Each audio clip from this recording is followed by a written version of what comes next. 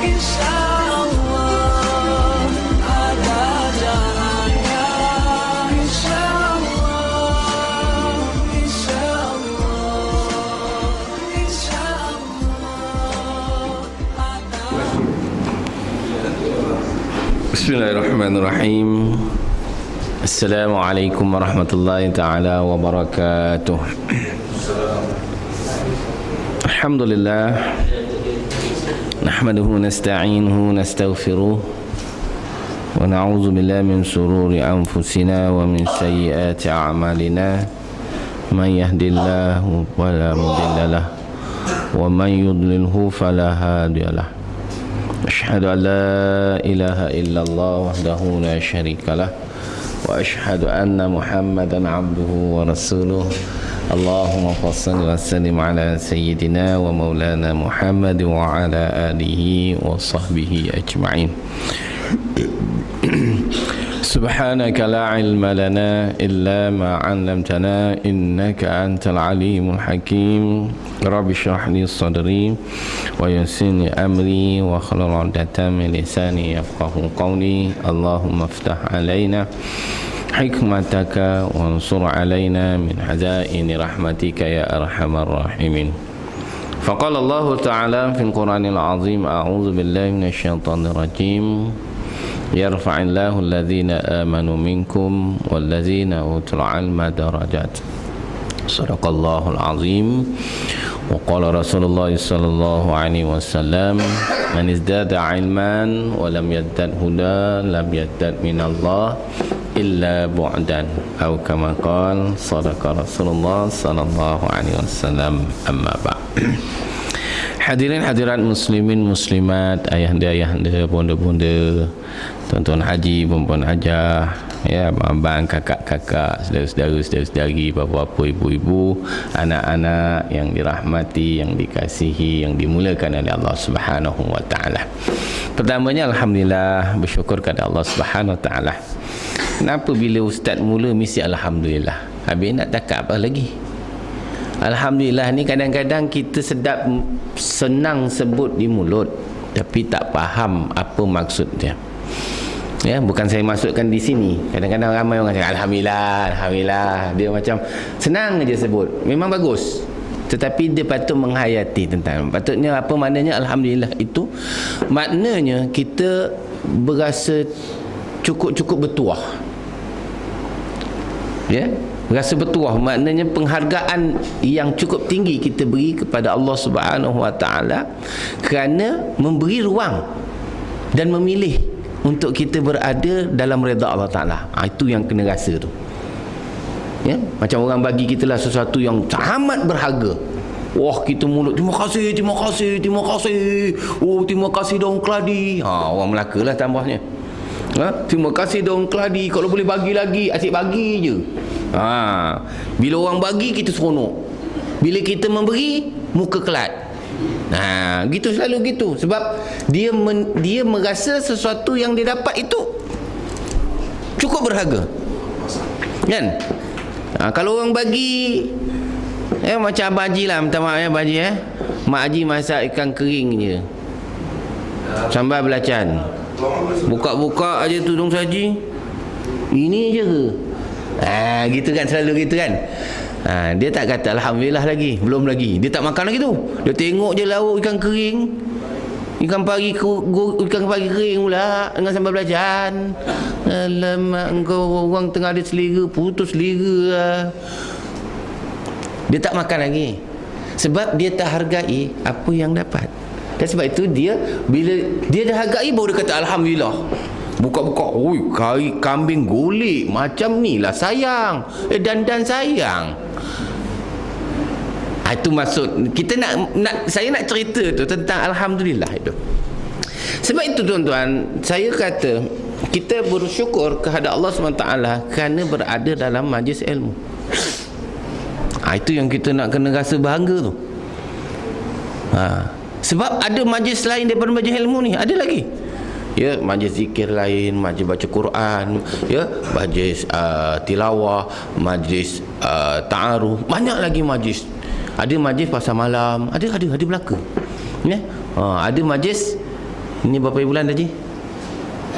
26. Dah gaji dah. Semua nak pergi family store. Semua dah ada dia punya cabang-cabang tu nak pergi.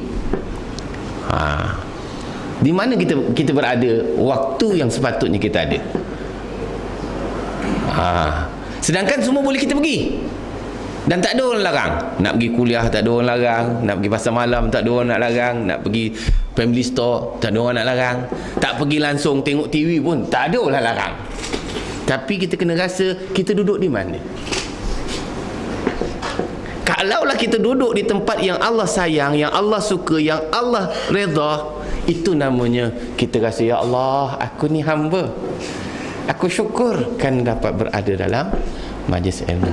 Lebih-lebih lagi dalam majlis ilmu yang Nabi kata Riyadul Jannah, taman-taman syurga. Tuan-tuan, kalau nak masuk taman syurga tak berapa seronok, itu masalah besar. Bukan apa Ustaz, bukan tak nak dengar Ustaz ceramah, ngantuk lah. Itu normal. Itu normal. Pergi dengar kuliah, dengar ceramah, dengar tazkirah, ngantuk. Ustaz tu asyik baca kitab je, tak tengok orang, asyik tengok kitab je. Itu cara dia lah, kan? Betul je? Mana ada orang pergi family store tengah torak-tori tidur? Tak ada. Walaupun dia akan keluar duit belanja, walaupun dia akan keluar duit banyak ni, nak beli macam-macam, penuh troli ni torak. Yang tukang tolak tu, bang, ngantuk tak ada lagi, belum jumpa lagi. Tapi kalau dia tunggu Mak Haji beli, dia ngantuk ada. Dia tunggu duduk kat bawah, duduk kat kursi kan, duduk. Macam Mak Haji kat dalam tak tahu apa dia beli, tak tahu. Tu ngantuk. Tapi kalau dia tolak troli, tak pernah jumpa lagi orang tolak troli ngantuk kecuali dia mati. Betul je? Tak percaya? Itu dia istimewa. Padahal itu nak keluar belanja tu. Lepas tu kira. Hui, 500. Apa kau belanja ni? Dalam marah. Padahal kita juga yang makan 500 tu. Isteri kita beli kan. Ambil semuanya. Tempat yang belum tentu redha lagi, belum ada lagi keredaan Allah di sauk, di pasar-pasar. Tak ada. Sebab tu Nabi suruh di pasar-pasar ringkaskan masa, jangan duduk lama di pasar. Tapi kita terbalik, di pasar yang paling lama. Selagi kedai tak tutup, selagi tu kita tunggu. Sebab apa? Nanti tutup, dia ada offer. Ya, ada offer. Last kopi orang panggil. Ataupun jualan lelong penutup. Tapi sedangkan di sini Allah curahi kita dengan rahmat, kasih sayang, dipenuhi dengan keberkatan dan kemuliaan. Kita tak nak. Anak-anak hari ni Ustaz puji, bagus. Bagus. Sebab apa?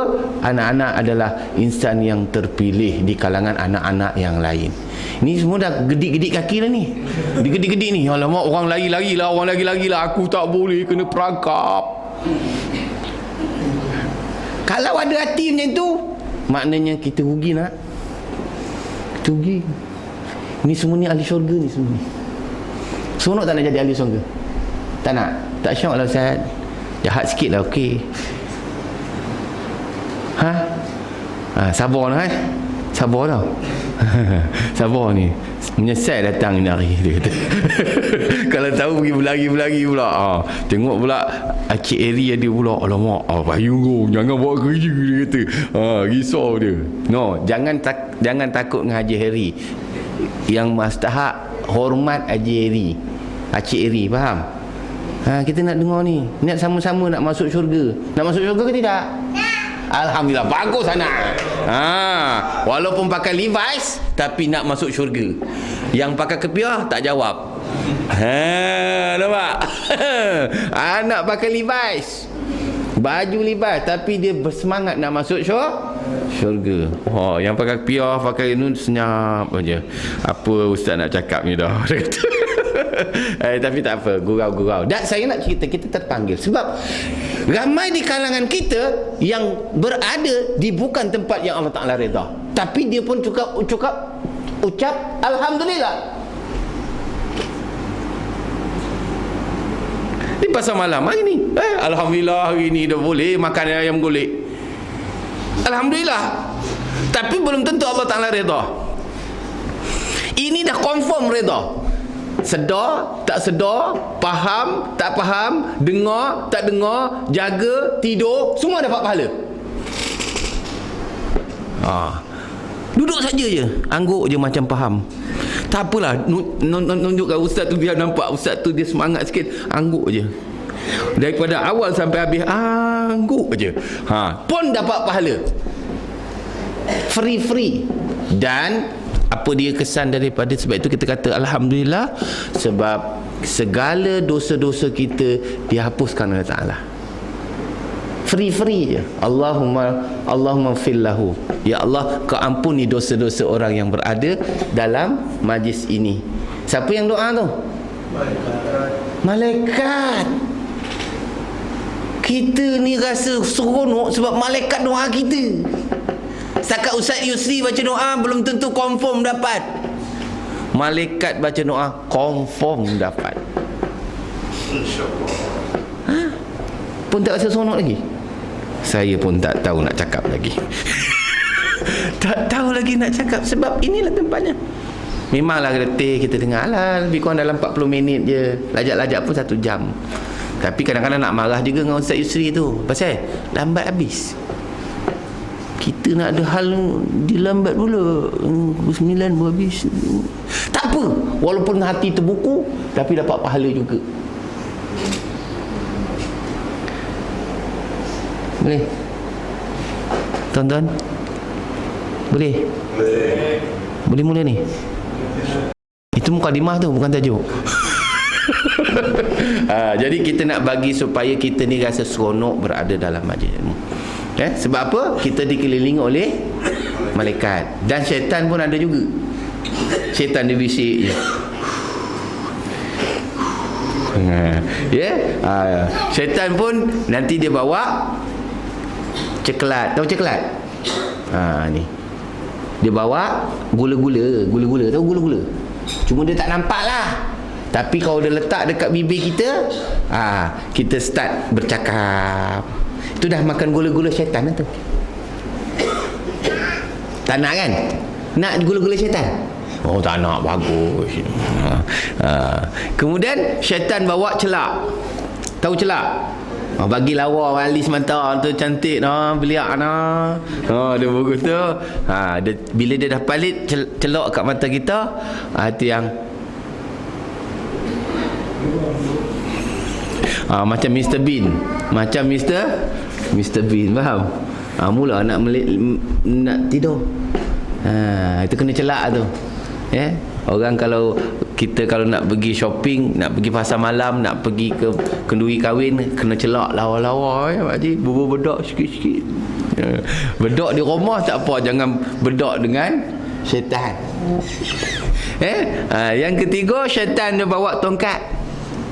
Tahu tongkat? Tongkat. Ada tongkat macam atuk tu, tongkat. Tapi atuk tu baik. Syaitan dia bawa tongkat, dia katuk kaki kita. Dia ketuk punggung kita. Dia pukul. Dia pukul punggung, dia pukul tangan. Itu yang mula-mula duduk, mula-mula bersila, lepas tu melunjur, lepas melunjur mula bertempoh, lepas bertempoh mula dah kelang kabut, gelisah, lah belah. Itu syaitan dah bantai tu. Dia tak senang. Itu iklan je. Jadi insya-Allah moga-moga kita dilindungi oleh Allah SWT. Moga-moga kita mendapat bahagia dunia maupun akhirat. Sabar sikit nak nanti sampai lebih kurang 40 minit. Baik.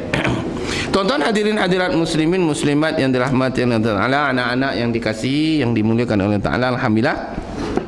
Kita sambung lagi pengajian kita dalam bicarakan kitab Riyadhus Salihin karangan Imam An-Nawawi rahimallahu taala, jilid yang pertama, bab salis, iaitu bab yang ketiga, iaitu bab bersabar.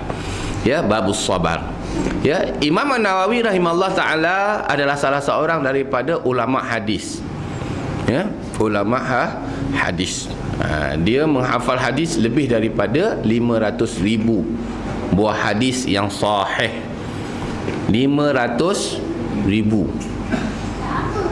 Kita berapa? Banyak nak belajar, rajin-rajin supaya kita dapat macam Imam Nawawi, banyak hafaz hadis, bukan banyak hafal game. Anak-anak kita hafal game stage 1 sehingga stage 25. Dia punya selok-belok nak gunakan senjata tu macam mana, daripada stage 1 sampai 25 hafal kita. Hak tu tak tolong kita nak. Hak tu sonok kita. Hak tu boleh marah mak. Mak kata, Aikal. Ya. Bahasa kita anak-anak. Siapa yang ada nama Aikal tu minta maaf. Ya kan? Ibu panggil, Aikal. Mak, tolong beli santan kat kedai. Orang main nak saya buat. Sebab dia hafal game. Tak betul kan? Bagus mak. Anak pun gerti. Anak buat tak? Jangan buat tau. Dosa ke dapat pahala? Berdosa. Alhamdulillah bijaknya anak siapa ni. Masya Allah. Bagus. Jangan marah ibu tau. Sayang ibu, hormat ibu. Tapi kita dapat game, anak-anak, betul tak main kat handphone? Betul tak? Boleh tak diganggu? Tak boleh. Tak boleh. Ajak suruh pergi kedai.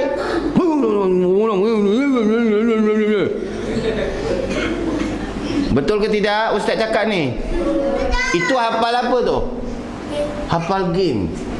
Dah lah tak dapat manfaat. Dosa lagi. Abang Haji pun main game juga. Mak Haji suruh pergi kedai pun mengongok. Orang tak boleh duduk tengok. Masalah tu. Jadi main tu sebagai, kata tu seronok-seronok, tapi bukan sebagai menghayati. Itu yang berat. Yang menghayati ni yang Imam Nawawi kata. Sebab itu Imam Nawawi nukilkan daripada hadis-hadis yang sahih untuk diamalkan oleh orang-orang yang kita kemudian, terutama kita yang mutakhir ini, supaya menjadi golongan orang yang soleh, orang yang berada di antara 4 golongan yang mendapat rahmat Allah Subhanahu taala di akhirat. Dan mereka ini akan dikumpulkan oleh Allah dalam satu tempat, iaitu syurga Firdaus, syurga yang paling tinggi. Siapa dia? Minan nabiyyin was-siddiqin wasyuhada was-salihin. Sebab itu apabila Allah beri anugerahkan kepada Nabi semasa peristiwa Isra' Mi'raj, Nabi kata assalamu alaika, betul. Apabila Allah memberitahu kepada Nabi tentang penghormatan Nabi, at-tahiyyatul mubarakatus salawatut thayyibatu lillah, Allah beritahu kepada Nabi, assalamu alaika ayyuhan nabiyyu wa rahmatullahi wa barakatuh. Penghormatan Nabi beri kepada Allah Subhanahu wa taala, Allah balas penghormatan itu kepada Nabi. Only Nabi, hanya Nabi fakat. Assalamu alaika, ka tu tak ada orang lain, kamu seorang. Maknanya anugerah itu digunakan oleh Allah SWT hanya kepada Nabi. Sebab Nabi memberi penghormatan kepada Allah apabila Allah menjemput Rasulullah semasa Mi'raj. Apa Nabi kata? Assalamu alaina wa ala ibadillahi salihin. Wahai Tuhan kami, selamat sejahtera atas kami dan kepada hamba-hamba-Mu yang saleh. Maknanya Nabi masih mengekalkan golongan ini. Dia bukan kalangan Nabi, dia bukan kalangan sahabat, dia bukan kalangan orang syuhada, tapi dia adalah orang awam. Siapa dia orang awam? Kita lah. Tak tahulah, mungkin tuan-tuan wali tak mau kata awam. Saya bukan awam, Ustaz. Saya dah makam tinggi dah, Ustaz. Saya tak tahu. Tuan-tuan letaklah. Saya meletakkan kita masih orang awam. Kalau tuan tak setuju dengan saya minta maaf. Saya tak marah pun.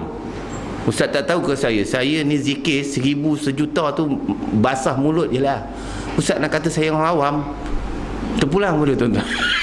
Saya tak kisah. Tuan nak angkat diri tuan-tuan, wallahu alam. Alah, bas. Silakan. Manalah tahu, saya uzlah Ustaz, tiap-tiap malam qiyamul lail. Ustaz kata orang awam. Tapi yang laki-laki ni insya-Allah memang makam wali. Memang makam wali. Wali nikah. Tuan-tuan jangan perasan ya. Wali ni wali nikah. Terutama siapa yang ada anak perempuan tak jadi wali. Kan bila imam tanya, ni wali mana wali? Dapatlah taraf wali tu. Tu kau tak ngaku juga. Sebab tu tuan-tuan mengaku saya wali Ustaz, tapi wali nikah lah. Bukan wali songo, wali telu, wali papat ada. Hak tu nak dapat tu hak baca kitab pun tak habis-habis. Kan? Okey, insya-Allah gurau. Tapi kalau tuan-tuan dah sampai peringkat tu, itu terpulang tuan-tuan. Tapi Nabi berpandangan jauh. Rasulullah kasihnya kepada umatnya, sedangkan anugerah itu diberikan kepada diri dia. Dia kata assalamu alaina, selamat sejahtera ke atas kami, wa ala ibadillahi salihin, dan juga anugerah itu tidak aku nak seorang, aku nak juga pada umat-umatku yang salih. Maknanya penganugerahan, pengiktirafan Allah Subhanahu wa taala kepada Rasulullah itu juga dikurniakan kepada umat-umatnya yang soleh. Yang tak soleh namanya toleh. Apa makna toleh? Yang berlawanan dari sifat soleh. Orang pergi kuliah, dia pergi dangdut. Orang pergi kuliah, dia pergi karaoke. Orang pergi kuliah, dia pergi joget. Itu toleh. Dia tukar sod pergi to. Soleh orang yang cari redha Allah. Toleh orang yang melakukan maksiat kepada Allah. Orang toleh dia duduk dengan Abu Jahal, Abu Lahab, Abu Talib ya, bersama-sama dengan Haman, Qarun wa Fir'aun. Nah, kenal tak tu? Yang saya sebut tadi tu. Abu Jahal, Abu Talib, Abu Lahab, Haman, Fir'aun, Qarun. Kenal tu? Kenal itu pun dia ada tempat juga special. Kalau nak ikut dia, silakan. Tengok-tengok ni siapa ni? Abu lah. Abu mana? Abu Jahal lah. Kalau tuan jumpa Abu Jahal kat akhirat, apa maknanya? Kita nak jumpa Abu Sufyan, Abu Bakar, ya. Kita nak jumpa Bilal Ar-Rabah, ya. Kita nak jumpa Muawiyah, kita nak jumpa Uthman. Mana tak? Mana kan? Betul tak? Sebab kita jadi orang yang saleh. Jadi nak jadi orang saleh, Imam Nawawi kata kriterianya, pertama ikhlas, kedua kena banyak istighfar, mohon ampun kepada Allah. Yang ketiga kriteria dia iaitu sabar. Boleh? Sabar ni tuan-tuan, apa makna sabar? Dapat mengawal diri dalam situasi kritikal ataupun nikmat. Sabar. Ni sabar ni nak dengar ni sabar ni bila nak ngabis ni. Sabar je lah. Sabar. Kena kat batang hidung, kena kat telinga pun sabar je. Ustaz ni kurang hasam punya mulut, dia kata. Tembak ikut suka je. Dah, saya tembak, saya tak sebut nama, betul? Yang marah macam terasa siapa suruh buat? Saya tak sebut siapa-siapa. Saya sebut umum. Yang terasa pasal nak marah siapa? Patut marah diri lah. Apa nak marah ustaz? Ustaz mulut celupa, main cakap ikut sedap aja. Terasa kita orang. Siapa suruh terasa? Saya tak sebut siapa-siapa pun. Saya kata jangan buat benda itu. Jangan karaoke. Tuan suka karaoke. Salah siapa? Salah saya juga. Saya tak suruh karaoke. Saya kata jangan karaoke. Tuan suka karaoke. Nak marah saya juga. Ustaz buat apa cakap karaoke? Sensitif. Lah, habis nak cakap apa? Yang karaoke itu tak datang sini pun. Ya? Tak datang keluar. Yalah. Dia dengar. Saya tahu, insya-Allah. Orang sini takkanlah pergi karaoke lagi, tuan-tuan. dah pergi surau. Contohlah moga-moga kita dihindarkan perkara tersebut. Memang minat sebab nak test power kan. Dulu boleh tahan juga ustaz. Boleh test power dekat masjid. Ni mic ada ni. Nanti azan ke qamat. Bilal. Apa tak? Saya nak qamat. Test lah. Tak nak pula test. Kalau kat situ bayar RM3 tu. Satu lagu RM3. Test. Hak sini tak kena bayar. Free. Ya? Contoh. Kalau rasa-rasa RM3 tu mahal, cari yang RM2.5. Gurau. Tak ada saya nak cerita. Jadi kita sepatutnya memanglah Nabi-Nabi, ya ayuhan nabiyyu inna anzalnaka basyiran wa nazira. Wahai para Nabi, aku utuskan kamu bukan kerja duduk diam-diam. Kamu kena kerja basyiran wa nazira. Kerja Nabi-Nabi iaitu memberi kabar gembira dan gambar berita ancaman. Satu berita puji, satu berita ancam, maknanya kena tegur. Itu kerja. Sebab Nabi-Nabi dah wafat, tidak ada Nabi lain. Maka Nabi kata al-ulama warasatul anbiya. Sesungguhnya para alim ulama, guru-guru adalah mewarisi tugas Nabi, bukan jadi Nabi. Tugas Nabi menyampaikan sesuatu kepada masyarakat. Maka tugas ulama menyampaikan yang benar dan yang ancam. Betul lah. Pun nak marah juga. Sebab itu kena faham. Sebab kita tak zaman Nabi. Nabi dah wafat. Tak ada Nabi yang menyampaikan lagi risalah. Sebab dah cukup komplit Islam itu. Maka ulama-ulama, guru-guru, para asatizah lah yang menyampaikan ilmu kepada kita semua, insya-Allah. Jadi kita dengar lah. Kalau ustaz pun tak boleh bercakap, ustaz pun tak boleh tegur, nak suruh siapa? Air tukang jual ikan nak dengar. Cuba fikirlah, kalau ustaz cakap, ustaz tu mulut kurang hajar tu tak ada insurans punya mulut tu. Ada setengah orang dia komplain ustaz lah, ustaz dia mulut outspoken kan, dia cakap main teluh kan. Okey lah, tak nak dengar cakap ustaz, nak dengar cakap siapa? Khabar kat saya, siapa dia? Nak cari jumpa ustaz mana yang tu? Ustaz yang baca itu pun marah. Apalah ustaz ni ngajar anak saya ngaji, dah 3 tahun tak gerak-gerak Iqra' 1. Itu marah juga. Anaknya baca Iqra' 1 dah 3 tahun tak galih-galih Iqra' 2. Itu pun dia marah ustaz juga. Dia bukan marah anak dia, dia marah ustaznya.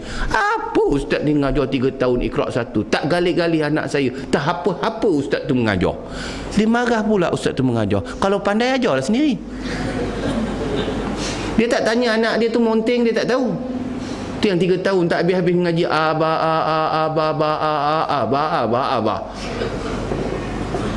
Kita dengar apa 3 tahun Iqra'. Jangan, ada manusia yang macam tu. Jadi salah siapa? Ustaz juga salah. Pening tuan-tuan.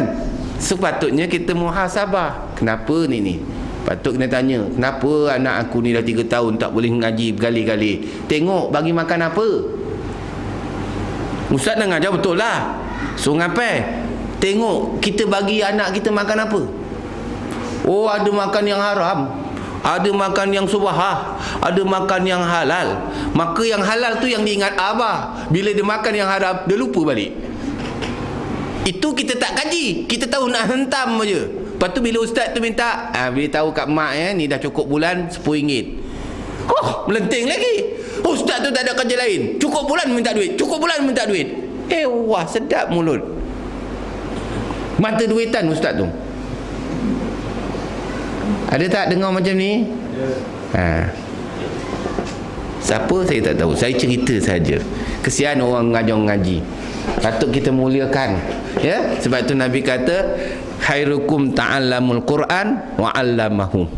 Yang sebaik-baik kamu di kalangan umat-umatku yang belajar Al-Quran dan mengajar akan Al-Quran. Macam kita ini yang dah dewasa-dewasa ni agak-agak nak belajar balik Quran. Belajar, jangan ingat saya dah khatam Ustaz, saya dah khatam 5 kali khatam. Khatam bukan mengatakan betul. Khatam ni maknanya kita habis baca Quran tapi belum betul-betul. Kena ulang lagi. Sebab selama lagi kita baca Quran dan kita belajar Quran, kalau salah Allah maafkan.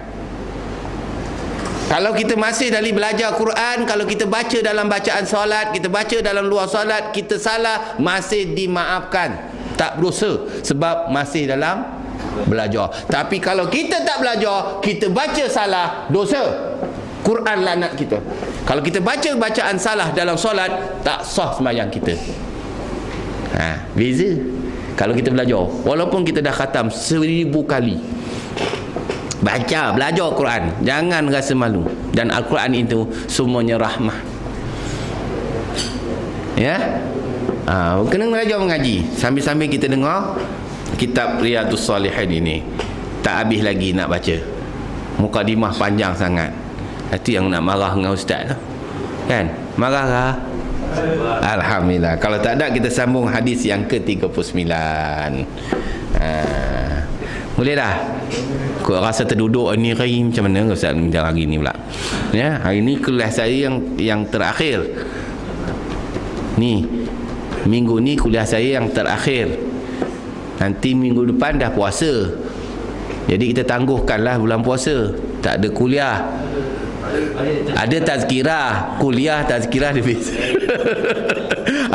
Dia kuliah. Jadi kuliah dia baca kitab, tazkirah dia hentam berdubung betul balik, makan kenyang. Gurau ya? Tak ada. Dia bulan Ramadan ada tazkirah insya-Allah. Jangan marah pula. Tazkirah. Apa ni tazkirah? Orang nak sembahyang tarawih. Ini pun satu juga. Orang nak ajak pahala, marah juga. Ajur makan, orang nak makan lapar ni, lapar balik ni. Rumah dekat mana gaduh. Kan? Kita option. Siapa nak dengar? Dengar. Siapa tak nak dengar? Balik. Adik dengar ni bagus anak ustaz ni. Bagus. Seronok dia. Lepas ni minta 2 pinggan. Boleh? Untuk yang angkat tangan tu saja, yang lain 1 je, tak boleh lebih. Menyesal kata. Lain kali nak angkat tangan jugalah.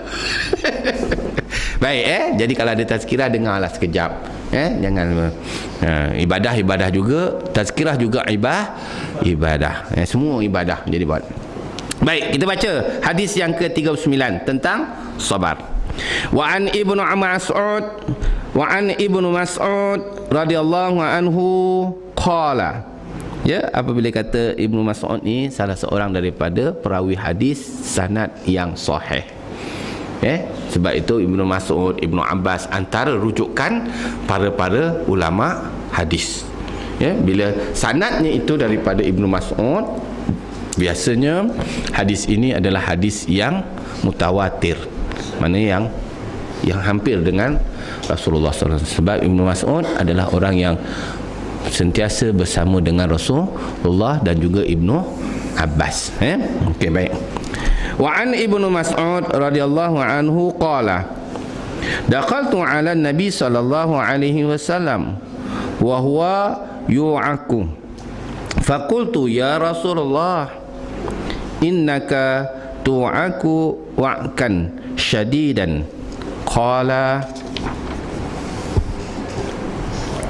ajal inni aw'aka kama yu'aku rajulin minkum. Qultu zalika anna laka ajrain. Qala ajal zalika kazalika. Ma min muslim yusibuhu azan syaukatun fama fawqaha illa kaffarallahu biha sayyiatihi wa huttat anhu zunubuhu kama tahuttu syajaratu waraqaha. Rawahu muttafaqun alaihi Bukhari wal Muslim. Atau kama qala sadaqa Rasulullah sallallahu alaihi wasallam. Baik. Tengok ya bagaimana manisnya, cantiknya sifat yang diajarkan oleh Nabi sallallahu alaihi wasallam dalam kita menghadapi sesuatu kesulitan, sesuatu kepayahan, sesuatu kesakitan. Ya, sebab itu inilah di antara nak menguji diri kita ini tentang sabar. Baik itu tuan-tuan, ya alim ulama dahulu, orang-orang tasawuf tuan-tuan, dia sahabat-sahabat Rasulullah, dia minta sakit. Dia minta sakit. Kita minta sehat. Kalau sakit, jumpa sahabat kita, pergi hospital, pergi ambil ubat, pergi jumpa doktor, pergi wait. Walaupun kita kena bayar dengan harga yang mahal, pergi klinik ambil ubat. Betul tak? Bila sakit je, enggak ni nampak seminggu tak pergi surau. Kita sakit je tak pergi surau. Mana Ji? Sakit tak pergi surau, sihat pun kadang-kadang pergi surau. Bila nak pergi surau terus? Kita ni minta maaf ya. Tuan-tuan tak termasuk yang saya maksudkan. Kita kalau sakit dah tak pergi dah surau lah. Betul tak? Pasal tak larat lah nak pergi surau. Kalau sihat pun bukan pergi kerap juga pun. Kadang-kadang, jarang-jarang, sikit-sikit. Kan? Minta maaf ini bincang-bincang je. Tuan-tuan jangan ambil hati sangat. Jadi bila nak pergi kerap-kerap? Mati. Betul lah Ji. Mati memang kerap letak depan lagi terus. Takkan nak nunggu mati. Masa sihat pun tak pergi, masa sakit lagi susah nak pergi. Kita kenung sikit. Bila nak pergi? Nampak sangat kan? Nampak sangat kita ni jauh sangat dengan rahmat Allah SWT. Sebab apa? Kita ikut nafsu kita. Kan? Bila kita sihat, ada je aktiviti. Nak pergi beli barang lah, nak pergi balik kampung lah. Kalau balik kampung tak salah, baliklah kampung, tapi pergilah surau kat kampung. Ni dah balik kampung, surau pun tutup. Ni ramai ni. Saya tahu orang duduk kat taman ni bukan semuanya orang jati sini, semuanya orang luar. Bila balik kampung, harap-harap dia pergilah ke surau kampung dia. Tak juga. Then bila masa nak pergi? Di situ kita kenung sikit. Maknanya kita ni banyak melengah-lengahkan masa, buang masa kita. Yang Allah Ta'ala bagi, kita tak mensyukuri. Maaf cakap termasuklah saya yang cakap ni. Betul, saya akui. Kadang-kadang kita nak pergi surau tu tak berapa rajin. Itu time sehat tu. Time sehat. Kan? Nak dengar kuliah, takut orang kata lah, baik sangat. Itu pergi mana tu? Pergi surau nak dengar kuliah. Tu dah berubah lah tu, Dia takut orang cakap dah berubah untuk baik. Pening lah. Wow, ya, kadang-kadang itu di antara faktor tau. Itu nak langkah tengok orang kiri kanan dulu. Tunggu orang tak ada baru pergi. Pergi pun laju. Sampai surau diam. Tak mau tunjuk orang. Kononnya tawaduk. Itu permulaan. Kalau sakit lagi tak pergi. Kan? Sebab itu tuan-tuan, orang yang benar-benar mencari redha Allah, dia tak kira sakit, tak kira, malah dia suka kalau sakit. Sebab waktu itulah dia lebih dekat dengan Allah SWT. Tengok kita pada. Boleh faham ni? Lain macam tengok saya. Saya sebut tadi lagi-lagi nak pergi surau. Pergi surau nak nyorok-nyorok. Ya? Saya tak tahu. Kita nak pergi surau sorok-sorok tau. Takut orang nampak kan? Anak selalu ikut. Ya? Anak ikut dong, bagusnya. Anak angkat tangan lagi. Ya. Kalau sorok daripada anak nak datang, bawa anak, tak apa. Kadang-kadang orang marah, apa ni bawa anak bising? Dah budak-budak. Budak-budak memang bising. Kalau bapak bising, piak telinga bapak. Tapi terbalik, anak-anak diam macam ni bagus, anak-anak diam je. Faham ke tidak tak tahulah, tapi bagus je. Tapi yang bising bapak. Siapa patut yang kena sepiat? Bapak lah kan. Bukan bapak sini lah, bapak tempat lain. Saya suka budak-budak ni. Sebab itu Murad Al-Fatih, ya, Murad Al-Fatih dia risau. Generasi akan datang, dia risau kalau masjid surau tidak ada bunyi suara anak-anak. Sebab inilah yang pelopor akan meneraju surau masjid akan datang. Kalau dia tak datang masjid, macam mana nak jadi imam esok? Macam mana nak jadi Bilal masa esok? Tak ada orang lah. Maka tutuplah masjid surau. Sebab apa? Generasi ni dah tak datang. Sekarang kita action lah. Kita kononnya kita yang jaga masjid surau. Kita action lah. Kau pula, nak main, balik. Nak main, balik. Ya, tengah kau sihat, besok kau dah tak ada. Yang kau halau tu lah yang akan ganti. Tapi dah halau, tak datang lah. Lepas tu mana? Masjid senyap, tak ada orang. Habis yang play out semua dah tak boleh dah, gigil lah. Allahu Akbar, Allah. Dah tak boleh dah. Dah habis dah. Dah jam dah. Dah pakai minta maaf ya, jangan marah saya tau. Tak ada. Sampai ketika dekat masjid surau, dia punya azan tu, dia punya macam Parkinson dah. Tanya, kenapa tak tukar? Tak ada orang ganti. Salah siapa? Masa dia segar, dia halau yang nak ganti dia. Ini minta maaf. Jadi bagilah peluang kat dia. Tak apa. Ini seolah pandang sebelah mata ke anak-anak ni. Inilah generasi yang akan membangunkan masjid ini. Ini bakal imam, ini bakal ustaz, ini bakal Bilal, ini bakal Tok Siap. Ini Amin ini. Bukan saya tak tunjuk kat tuan-tuan, tuan-tuan dah berlalu. Saya tunjuk tuan kan marah yang ada. Saya tunjuk ni generasi yang mungkin 10 tahun akan datang. Ya, sebab itu Murad Al-Fatih, ya. Dia apa tu? Sultan Al-Fatih, bukan Murad. Sultan Al-Fatih, anak Murad lah. Ya? Dia kata, aku risau kalau masjid surau sunyi daripada suara anak-anak. Didik dia macam ni, suruh duduk sini. Yang duduk marah-marah. Kan? Memang dia datang nak makan, bapak pun datang nak makan juga. Sama je standard. Sama je. Kita marah, kau datang nak makan Kau datang nak makan dia ikhlas. Ya, dia jawab. Kalau saya tanya ni datang nak makan ke nak dengar kuliah? Ya. Dia tak jawab, tapi dia punya standard sama je. Sama. Maaf cakap lah. Sebab itu, nak tahu dia datang nak makan ke nak dengar kuliah, lepas makan dia komplain, confirm. Selesai masalah. Dah dapat jawapannya. Label dia sama. Komplain. Beratur-beratur, habis je. Habis pula. Muka dah kelat. Confirm tu. Maaf ya, jangan marah. Marah saya? Saya tahu orang sini tak akan marah saya, insya-Allah. Sambung balik Ustaz, banyak iklan sangat. Biarkan. Bismillah. Baik tu tuan-tuan, hadis ini menceritakan daripada Ibnu Mas'ud radhiyallahu anhu, katanya, ya, aku telah masuk ke rumah Rasulullah sallallahu alaihi wasallam. Ini ketika di Madinah semasa Rasulullah sallallahu alaihi wasallam gering. Rasulullah sakit, ya. Masuk rumah ziarah Rasulullah. Dan kita pun disunatkan muakkad untuk menziarahi saudara-saudara yang sesama Islam dan tak Islam juga, jiran-jiran kita, menziarahi orang yang sakit. Itu tuntutan. Kita ni nanti pergi hospital baru nak pergi tengok ziarah. Tapi kalau tak masuk hospital, tak ada nak tengok. Tengok 2 hari dah tak nampak kan. Mana Bilal tu? Minta maaf ya, bukan Bilal sini tau. Cerita lain ni. Mana Bilal tu? 2 hari tak nampak Alah, dia batuk kat rumah. Oh, batuk.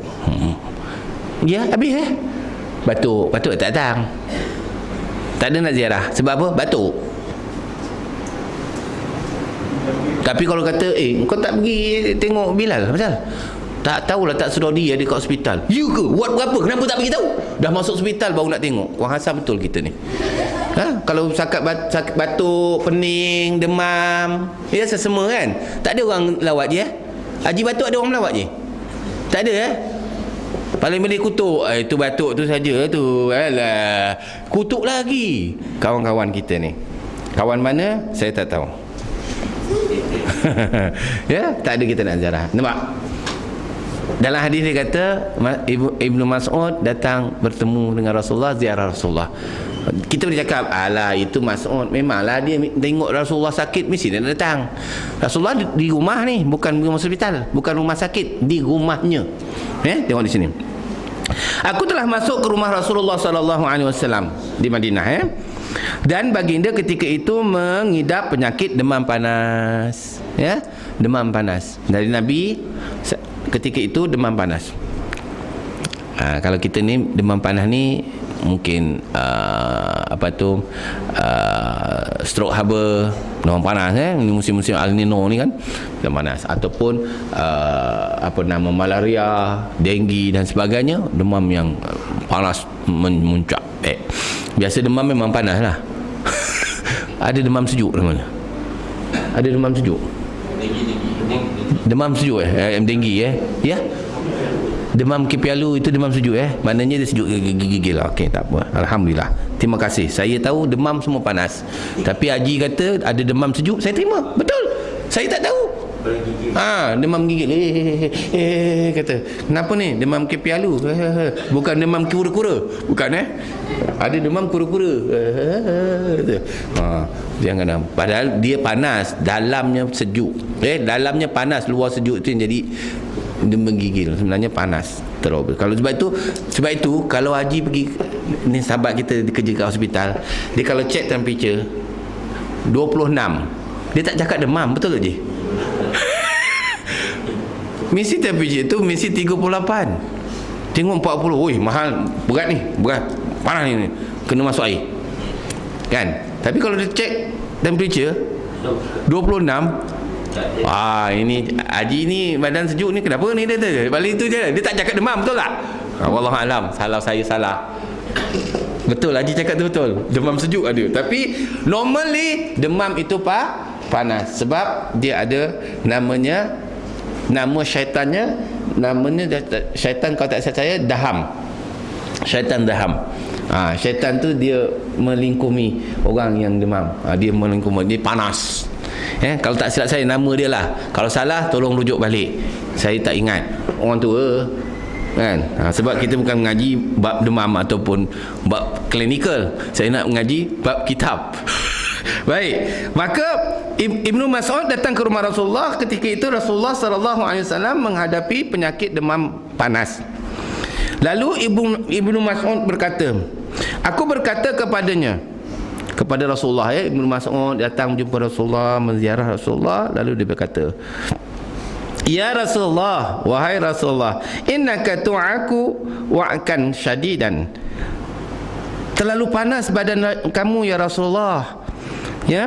Bila Ibnu Mas'ud datang menziarah Rasulullah, dia datang dekat, dia pegang. Kita ni kalau dia ada orang, dia tak pegang dulu, dia tengok aja. Okey, Haji okey. Nak pegang tu takut jangkit. Kita lah. Padahal Nabi dah pesan tak ada penyakit yang berjangkit, tak ada. Kita tak boleh jangkit kan. Dia takut kena juga. Sebab nak sihat, takut nanti demam juga. Tapi pengalaman saya lah, saya demam banyak kali, panas juga. Isteri saya jaga saya. Isteri tak pernah lagi lepas saya baik isteri saya demam. Tak adalah. Haji ada pengalaman tak demam? Ada. Siapa jaga Ji? Mak Haji, Mak Wa. Alhamdulillah. Ada harapan.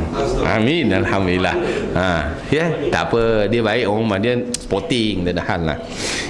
Abang Haji demam, siapa jaga? Mak Haji. Pernah tak lepas Abang Haji sihat, Mak Haji pula demam? Tak ada Okey, Mak Haji saya tanya, Mak Haji pernah demam tak? Pernah. Tak pernah demam, janganlah menyombong.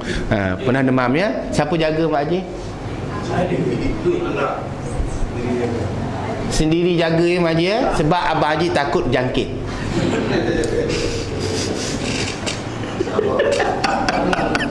Nampak tak? Faham tak maksud saya tu? Tak faham? Kalau faham saya tak payah jelaskan. Kesian Mak Haji ya. Kalau Mak Haji demam, siapa yang masak bubur Mak Haji?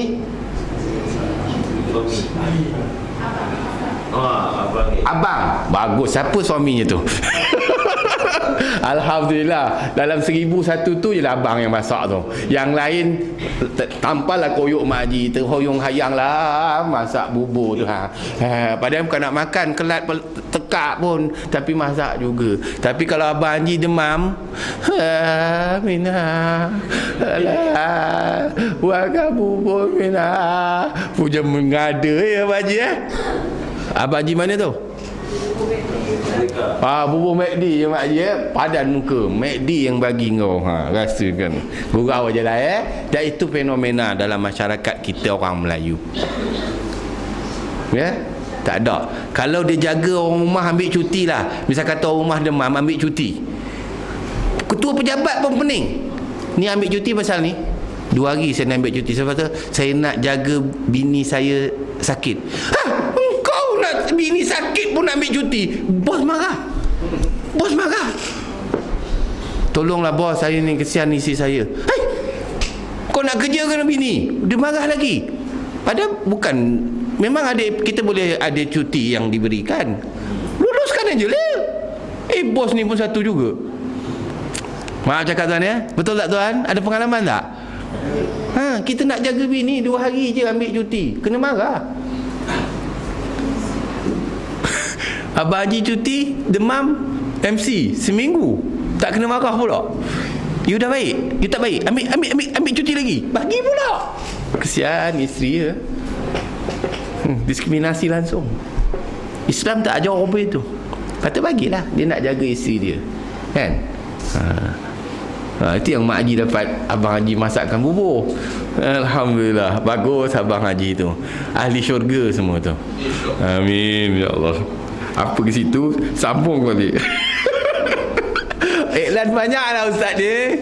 Okey baik. Tak, itu iklan, biar kita faham duduk perkara. Jangan nak senang je Abang Haji Gagah bukan main. Akulah hero, tapi bila sakit macam budak-budak. Nak kena suap lah, manja jauh je sikit. Nak kau ke mana? Sedih je suara, kan? Dah manja. Okey, kata kita lain. Baik. Maka Nabi kata, Ibnu Mas'ud kata, wahai Rasulullah, badan kamu terlalu panas. Maka jawab Rasulullah, qalu ajal inni aku kama yu'adu rajulani minkum. Lalu Nabi menjawab, memang benar apa yang kau katakan. Aku mengalami demam yang panas seperti kepanasan demam 2 orang yang lain. Maknanya Nabi menghadapi demam yang cukup berat.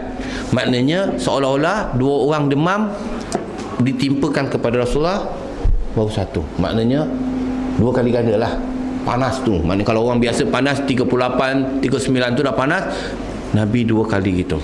Ketika Ibnu Mas'ud menceritakan hadis ini, baik. Lalu qultu, Ibnu Mas'ud pun berkata, kalau begitu engkau mendapat pahala 2 kali ganda ya Rasulullah daripada orang biasa. Sebab apa?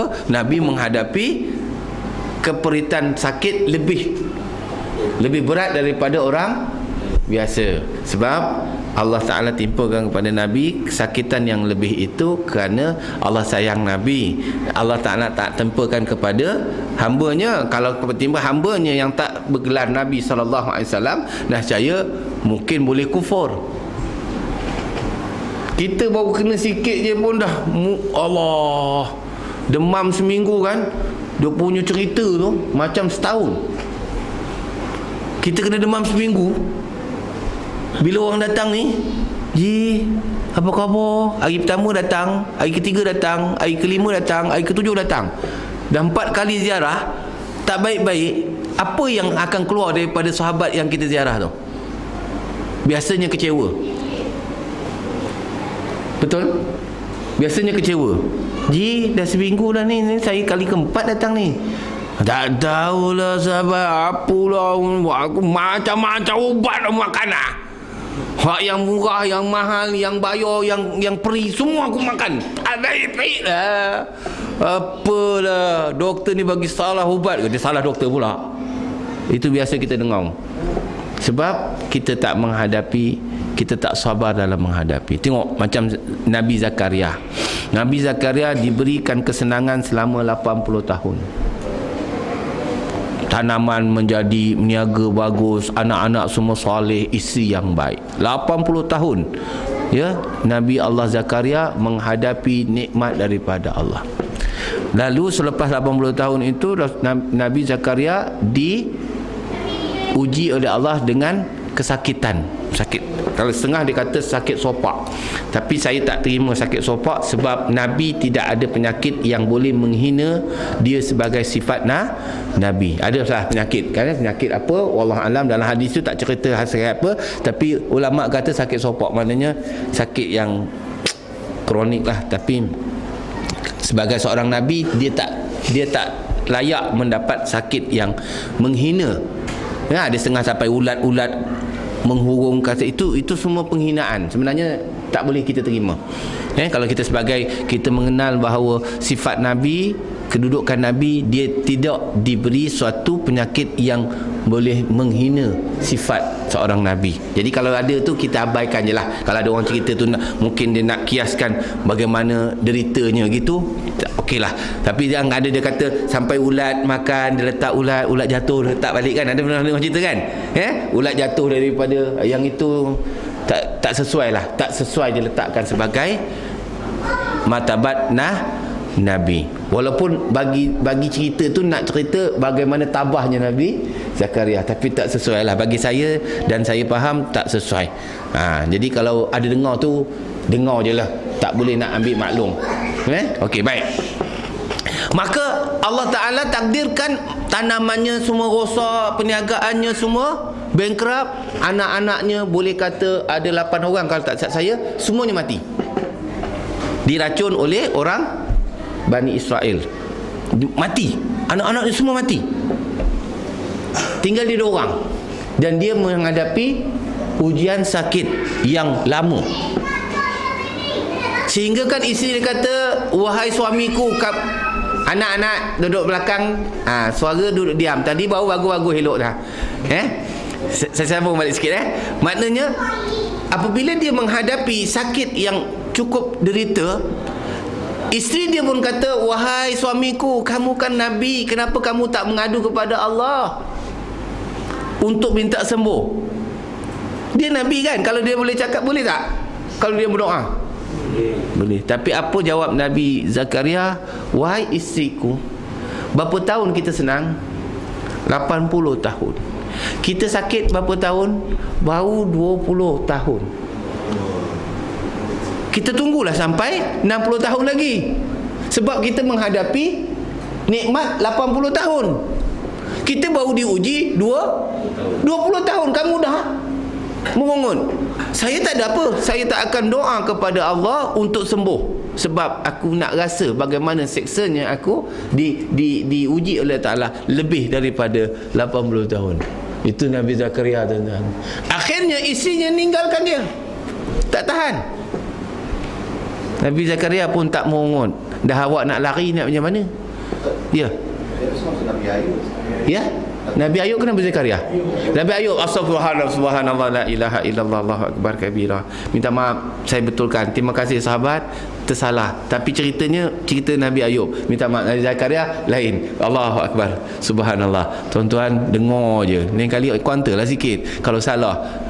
Tapi cerita lebih kurang kita. Tapi ini kisah Nabi Ayub. Saya betulkan balik tuan-tuan. Nabi Ayub. Terima kasih. Ustaz juga. Ingat ustaz tak buat salah ke? Salah juga. Jangan do action sangat ustaz. Salah. Nabi Ayub. Isinya lagi. Tinggalkan dia, minta cerai, keluar. Tak sanggup nak bersama dengan Nabi Ayub kerana menderita. Akhirnya dengan kesabaran yang dilakukan oleh Nabi Ayub, Allah jadikan sakitnya sembuh. Ya, lalu dia buat tanaman balik, tanamannya jadi balik. Akhirnya isterinya balik semula minta maaf, minta rujuk balik. Kerana apa tuan-tuan? Kerana sabar. Kita tak sampai peringkat tu. Begitu juga dengan Nabi SAW. Nabi menghadapi demam yang luar biasa. Kalau orang seorang, tapi Nabi menghadapi 2 orang. Sebab itu Allah nak angkat darjat Nabi supaya lebih dekat dengan Allah. Apa Nabi kata? Apabila Ibnu Mas'ud kata, kalau begitu untunglah kamu ya Rasulullah, kerana kamu akan mendapat pahala 2 kali ganda daripada orang biasa. Apa jawab Nabi? Jawab Nabi, qala ajal zalika kazalika. Dijawab oleh baginda, benar apa yang kamu ceritakan, apa yang kamu kata bahawa saya mendapat 2 kali ganda pahala daripada penyakit yang ditimpa terhadapku. Lalu Nabi sambung lagi, tiada seorang Muslim pun yang menanggung kesakitan, sama ada berupa sakit dicocok duri atau sesuatu yang lebih daripada itu. Nampak? Nabi ambil tamsil tercucuk duri. Tercucuk duri. Apa makna tercucuk duri? Sakit yang minimum. Mak Haji tengah menjahit kan, menjahit, tercucuk jarum. Seminggu tak berjahit, seminggu tak masak. Ya ke? Seminggu tak masak, tercucuk jarum. Alamak, tercarut jarum. Kalau orang Melayu, sial betul lah. Kalau orang Melayu kata, tengah cucuk dia kata, ni apa celaka betul lah. Bala apa tak leh-leh aku jauh dengan. Maaf ya, saya cakap ni, kalau boleh edit nanti besok edit dah. Bahasa kasar sikit lah kan. Nak cerita lah bahasa orang Melayu kan. Cucuk je, apa punya cerenganan kan. Tengah jahit pun boleh tercucuk. Itu baru tercucuk jarum je. Mengongot ya Allah, terus balut, duduk gitu, tangan gitu je. Abang Haji pun balik. Oh yang dah masak belum? Tak nampak ni, tak nampak. Nampak? Bukan Pak Haji sini tau, Pak Haji lain. Nampak apa pasal tu? Tu cucuk jarum tu ni dia nyembat tulang belut. Cucuk pun tak boleh masak. Tak nampak. Bungkui. Ada setengah lah, dia ambil alasan kan. Macam-macam lagi sikit je. Maksudnya Nabi cerita tercucuk jarum tu, ataupun tercucuk jarum, tercucuk duri tu, suatu benda yang sakit yang kena aksiden tapi paling minimum. Baru ni saya pergi cek darah. Saya cek darah saja, saya nak bergurau dengan misi. Orang kampung panggil misi, orang sekarang panggil nurse. Kan? Dulu misi kan? Macam misi. Sekarang panggil nurse ataupun staff nurse atau jururawat. Standard. Kita bagi dia, tak ada masalah. Saya saja gurau. Saya panggil dia misi. Dia tengok saya. Dia pakai yang, kalau yang biru atas tu staff nurse maknanya jururawat terlatih lah. Kalau yang tak ada tu jururawat biasa je kan. Okey, maknanya pakar lah bak nyocok-nyocok ni nak cek darah, kolesterol dengan gula manis. Dia macam manis kan, nak tengok lah. Kita pun kata ini nak cek ni dia kata abang, dia panggil kita abang. Tu yang rasa muda tu. Kalau dia panggil pakcik, kita muda kan. Pasal dia panggil abang, semangat sikit lah, boleh gurau lebih kan. Biasalah orang lelaki sebut je abang je, gatal ni mulalah datang. Ustaz tak ustaz, pakai piah tu. Dia kata ni nak cocok sikit ni bang. Saya kata sakit tak? Alah abang macam tak biasa je. Dia kata saja je lah. Kita bukan tak biasa pun, tahu pun, saja gurau-gurau. Orang rumah ada. Orang rumah cek juga. Nak cerita tu, jangan kata apa ustaz, orang rumah ada sebelah. Dia pun cocok juga, cek juga. Bila dia cocok je, dia gunakan alat tu kan. Dia kata alah sikit je cik. Dia kata cocok lah. Bila saya cocok je tu, aduh, saya jerit. Dia pun terkejut. Saja je gurau, padahal tak ada sakit pun. Gurau-gurau. Kenapa cik? Sakit ya Allah, saya kata. Cik jangan pedaah, dia kata. Mana ada sakit ni? Tak adalah, saya gurau je. Cik buat takut saya. Dia pucat. Gurau kan, nak gurau. Asal saya tengok dia buat kerja kan, muka Haji kata muka ketat aja. Jadi kita nak ceriakan suasana supaya dia happy lah. Tak tahu hari tu ramai orang ke tak ada orang, saya pun tak tahu. Saya pergi cek, saja gurau. Saya kata, mana dia rasa sangat tercocok gitu kan, dia ada alat dia cocok, mana dia rasa lah cocok tapi taklah sakit mana. Nabi kata hak yang minimum punya sakit tu pun kalau dia ditimpa kepada hambanya dan hambanya sabar, juga salah satu daripada mendapat pahala. Kalau kita dapat lebih daripada itu, lagi banyaklah pahala yang kita dapat. Ya Mak Haji kalau Mak Haji tengah terpotong dari kan, alamak, bersiung pula suami aku nanti Kang. Tak ada siung-siung lah Mak Haji, itu cerita lama. Tak adanya terpotong jari, ada darah ikan tu suami tak jadi siung lah. Dia kalau siung pun gigit Mak Haji je pun, tak orang lain pun. Okey, gurau itu iklannya, jangan marah. Tutup. Habis dia tak boleh panjang-panjang, nanti cerita lain. Okey. Apabila Ibnu Mas'ud mengatakan dia memuji Nabi, ya Rasulullah, kamu menghadapi suatu 2 kali daripada biasa, nescaya kamu akan mendapat pahala di sisi Allah 2 kali ganda. Nabi nak beritahu kepada Ibnu Mas'ud, jangan tengok aku sangat.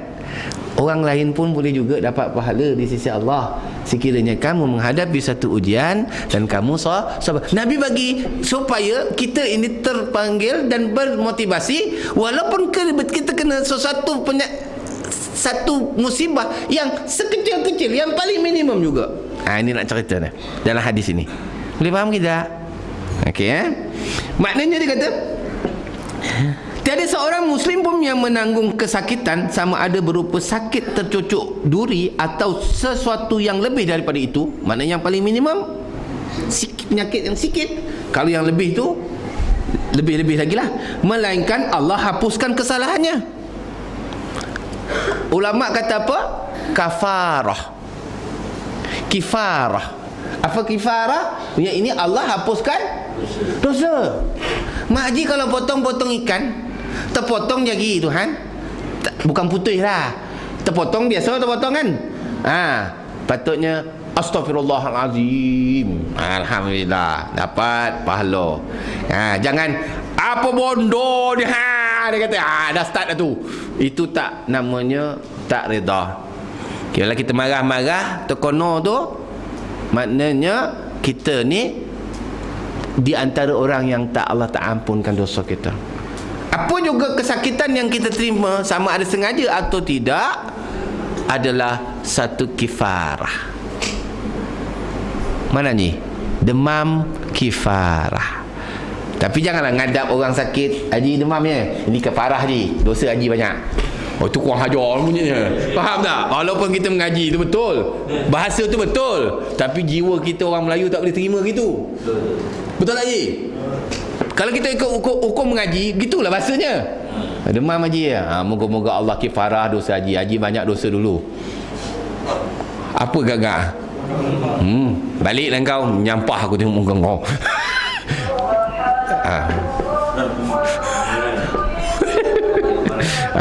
Nak habis tu dah hujung lah ni. Nak kita okey, sebab itu tuan-tuan, apabila anak-anak kita naik basikal jatuh, jangan kita kata tu padan muka, tak dengar cakap mak. Itu selalu kita keluar tu. Anak-anak kita main basikal kan, padan muka. Tu degil lah tu, degil tu. Itu Allah Ta'ala balas tu. Hak balas tu betul, tapi cara cakap tu tak betul. Nak kesian anak mak, tak apa, sabar ya nak moga-moga Allah ampunkan dosa nak. Sedap tak dengar? Ini dah pukul lah. Tu degil padan muka. Bawa laju lagi. Nanti kita tak motivate, kita tak bagi dia satu semangat untuk dia nak terus, seolah-olah jahat benar kan, dia langgar pintu gedebuk. Tu dia. Tu tak dengar cakap mak tu. Padan muka, daulat kualat. Macam ada dolat sangat kau orang. Nyampah dengar. Ini kena betulkan. Salah. Nabi tak cakap begitu. Kalau Nabi cakap kat Bani Mas'ud, boleh cakap kat macam tu? Boleh. Tapi Nabi tak. Nabi bagi satu supaya kita ni sedar ada dosa. Dengan sebab itu Allah sayang kita, bukan kerana sakit itu. Sebab Allah nak supaya kita ingat bila kita selangkau, Allah. Betul tak? Kalau tak langgar kepala, sebut Allah tak? Tak ada.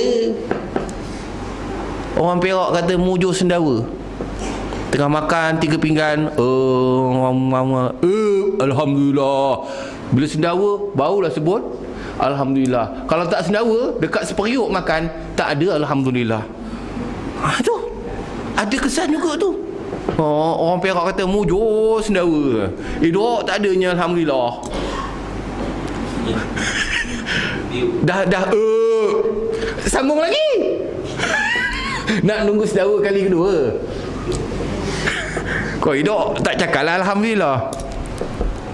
Betul Jangan marah lah. Betul aja semua kau orang.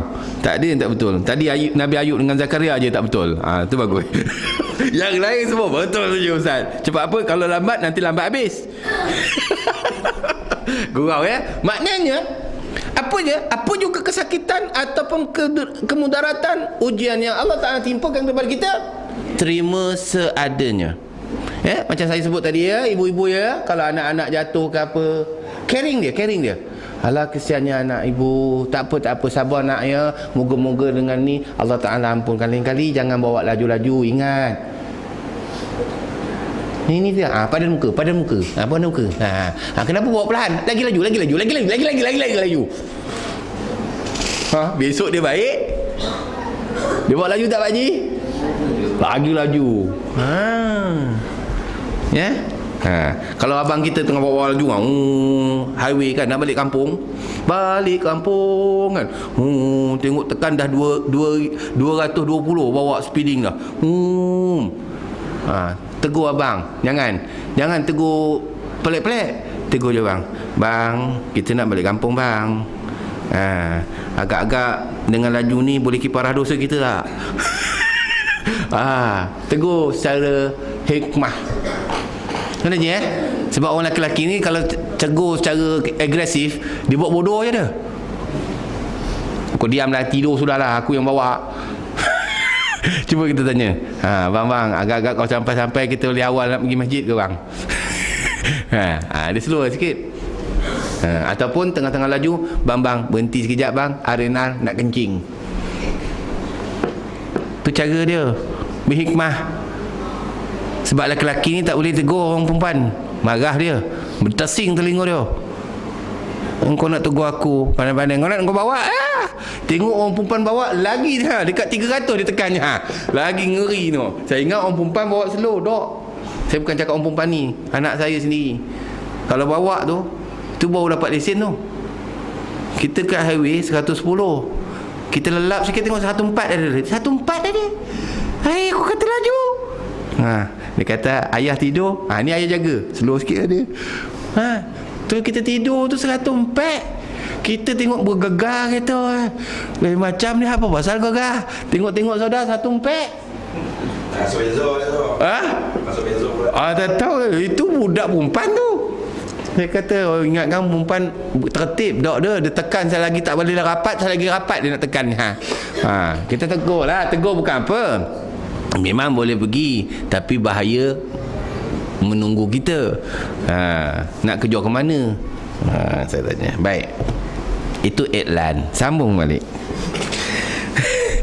Maknanya apa juga derita kesakitan yang ditimpa oleh Allah kepada hamba-Nya, melainkan Allah menghapuskan segala kesalahannya. Ini kesilapan kecil mengenai hak Allah. Maknanya dosa-dosa kecil Allah ampunkan, Allah hapuskan dosa kita dan digugurkan dosanya. Digugurkan dosa kita. Dosa apa? Dosa kecil. Sebagaimana daun yang gugur dari pohon ketika musim loro. Macam mana Haji? Tercocok jari je, terpotong dah, terhigih kan? Tengah potong-potong bawang, terhigih pula. Allahu Akbar.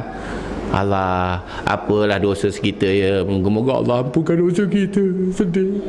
Teringat daun-daun gugur, berdebu-debu dosanya. Tapi kalau kata celaka betul lah, apa malang aku hari ni lah, yang itu daun nak gugur, dia stay lagi, tak jadi gugur. Rugi. Sebab apa? Sebab kita tak reda. Sebab ada hikmah tu. Sebab dengan itu kita akan hati. Kemudian kita sentiasa ingat Allah. Jadi tuan-tuan hadirin hadirat muslimin muslimat yang dirahmati Allah Ta'ala, apa juga yang kita terima, apa juga derita yang kita hadapi, jangan cepat kecewa. Kembalilah kepada Allah. Moga-moga dengan inilah cara Allah sayang kita. Allah nak bersihkan dosa-dosa kita. Boleh faham? Jangan kata, alah ustaz, saya tak pernah buat dosa. Jangan action. Sebab itulah antara bibit-bibit riak, bibit-bibit sombong. Kalau kita mengatakan kita tak buat dosa, itu dosa yang paling besar. Bila kita tak mengaku kita ada dosa. Yang itu yang kita selalu cepat ujub. Itu pintu-pintu takabur. Sebab itu tuan-tuan, kita kena sedialah. Ada kekurangan, ada kelemahan, ada kesilafan. Itu di antara semua nak mengingatkan kita ini sentiasa ada kelemahan-kelemahan yang Allah ciptakan tersendiri. Jadi tak payah nak rasa bangga dengan kehebatan kita. Kehebatan itu hanyalah pinjaman sementara dan perlu dijawab di akhirat besok. Maka kita kena sama-sama perhatikan. Moga-moga kita mendapat redha dan pengampunan Allah Ta'ala. Jadi moga-moga pencerahan kita pada malam ini membantu kita supaya kita banyak bersabar ya? Itu baru kena cocok jarum, kena higih apa nama, higih pisau pun dah kita merongot. Marah pula Abang Haji, ni lah awak apa pasal asah pisau tajam sangat, kena tinggal tangan kita. Lepas tu bila pisau tak tajam, abang ni betul lah nyusahkan kita nak masak. Apa pasal pisau potong pun tak lot, marah juga. Jadi semua tak betul. Tajam marah, tumpul marah, habis genyih je lah kat atas cengki tu gitu. Sebab itu kita kena terima walaupun benda itu tak suka bagi kita, sebab ada hikmah di sebalik itu. Dalam bentuk lingkungan, kalau kita sabar, maka pahala akan dapat kepada kita. Allah ampunkan dosa kerana kita sabar. InsyaAllah. Boleh tuan? Boleh faham? Mak Haji faham Mak Haji? Alhamdulillah. Ngantuk dah? Nak berhenti dah ni? InsyaAllah. Kalau nak ngantuk tidur je, senang. Habis cerita. Apa susah sangat. Ya, jadi tuan-tuan, insyaAllah moga-moga kita diampunkan oleh Allah Ta'ala. Moga-moga kita menjadi orang yang sabar. Ya Allahumma ja'alna tawabin wa ja'al mutatahirin wa ja'alna abidin wa ja'alna ibadikas salihin wa ja'al sabirin. InsyaAllah moga-moga kita jadi orang yang sentiasa bersabar. Lebih-lebih lagi kita nak menghadapi bulan Ramadan Al-Mubarak. Kena banyak sabar. Sabar yang bagaimana? Bukan sabar berpuasa, sabar menghadapi berbuka puasa, sabar menghadapi jamuan buka, sabar menghadapi nikmat Allah. Itu coming soon dalam tazkirah Ramadan akan datang. Wallahu alam. Mohon maaf daripada saya sekiranya ada kesilapan, kekurangan, keterlanjuran bahasa, terkasar bahasa saya mohon berbanyak-banyak kemaafan. Moga-moga Allah ampunkan dosa kita sebelum kita nak menyampai kepada bulan Ramadan. Dalam kesempatan ini saya ingin mengucapkan selamat menyambut Ramadan Al-Mubarak, selamat menghadapi ibadah Ramadan dan selamat melaksanakan ibadah puasa. Bangunkanlah diri, ya, penuhkanlah diri kita dalam menghidupkan Ramadan yang dikurniakan oleh Allah Ta'ala setahun sekali. Moga-moga Ramadan tahun ini Ramadan yang terbaik bagi kita, yang boleh membebaskan kita dari azab api neraka Allah Ta'ala. Amin ya rabbal alamin. Aku ni qouli hadza, nastaghfirullahalazim li wa lakum wa lisal muslimin wal muslimat wal mu'minin wal mu'minat bi rahmatika ya arhamar rahimin. Bismillahirrahmanirrahim. Alhamdulillahirabbil alamin. Wassalatu wassalamu ala asyrafil anbiya'i wal mursalin wa ala alihi wa sahbihi ajma'in. Allahumma zidna 'ilma warzuqna fahma wa la hawla wa la quwwata illa billahil 'aliyyil 'azim. Allahumma ja'alna 'ilman nafi'a wa rizqan halalan thayyiba wa 'amalan mutaqabbala bi rahmatika ya arhamar rahimin. Allahumma jama'na hadha jama'an marhuma wa tafarraqna min ba'dihi tafarruqan ma'suma. Rabbana atina fid dunya hasanah wa fil akhirati hasanah wa qina adzaban nar. Walhamdulillahirabbil alamin. Terakhir dengan tasbih kafarah dan salatul subhanallah wa bihamdihi asyhadu an la ilaha illa anta astaghfiruka wa atubu ilaih. Bismillahirrahmanirrahim. Wal 'asri innal insana lafi khusrin illa alladhina amanu wa 'amilus salihat wa tawassaw bil haqq wa tawassaw bis sabr. Wabillahi taufiq. Wassalamualaikum warahmatullahi wabarakatuh. Wallahu a'lam.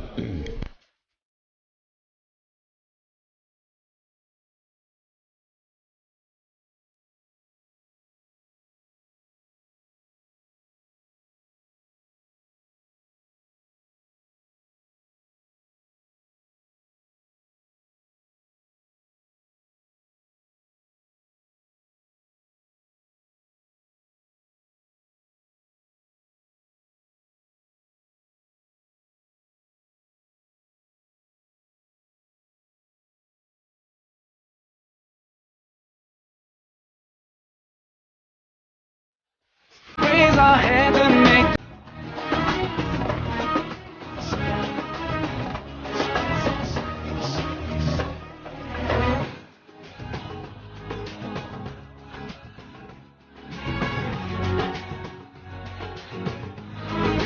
fire.